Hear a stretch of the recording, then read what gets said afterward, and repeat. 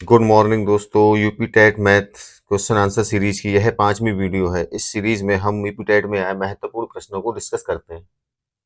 सवाल है 5671 व उसके अंकों को पलट देने पर प्राप्त संख्या का अंतर होगा। तो 5671 और जब हम इसके अंकों को पलट देते हैं तब क्या होगा, 1 7, ये 6 इधर आ जाएगा, ये 5। अब इसका अंतर हमसे पूछा है तो क्या एक एक में से 5 जाएगा नहीं, तो 11 में से 5 जाएंगे तो 6, यहाँ रह जाएगा 6, 6 में से 6 जाएगा तो 0। यहाँ 6, एक हासिल इधर से लेंगे तो 16, 16 में से 7 जाएंगे तो 9। यहाँ बचा 4, 4 में से 1 जाएगा तो 3, 3906। यही हमारे सवाल का आंसर होगा, ऑप्शन नंबर सी।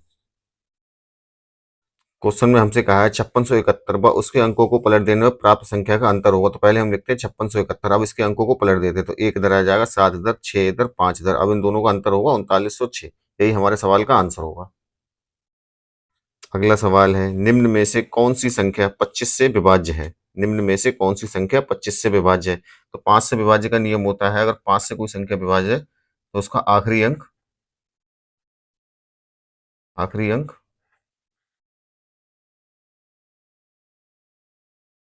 5 से विभाज्य होगा। अब ऐसे ही 25 से होगा तो 25 क्या होता है, 5 × 5। तो इसमें दो आखिरी अंक,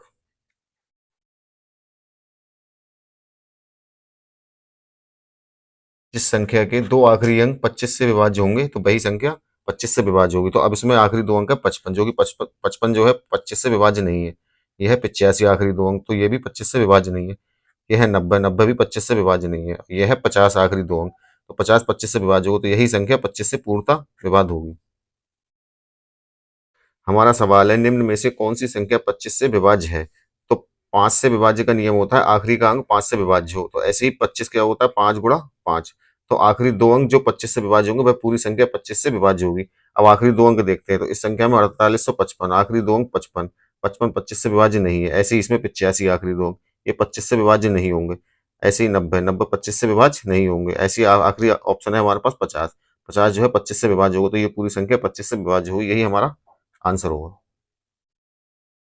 सवाल है दो संख्याओं का योग 32 है, उनमें से यदि एक संख्या -36 हो तो दूसरी संख्या क्या होगी। मान लेते हैं भाई दूसरी संख्या है x। अब प्रश्न के अनुसार दो संख्याओं का योग x और दूसरी संख्या -36 बराबर है 32। योग, ये माइनस का तो माइनस का आएगा, तो x बराबर 32। ये माइनस का 36 उधर जाएगा, प्लस का 36।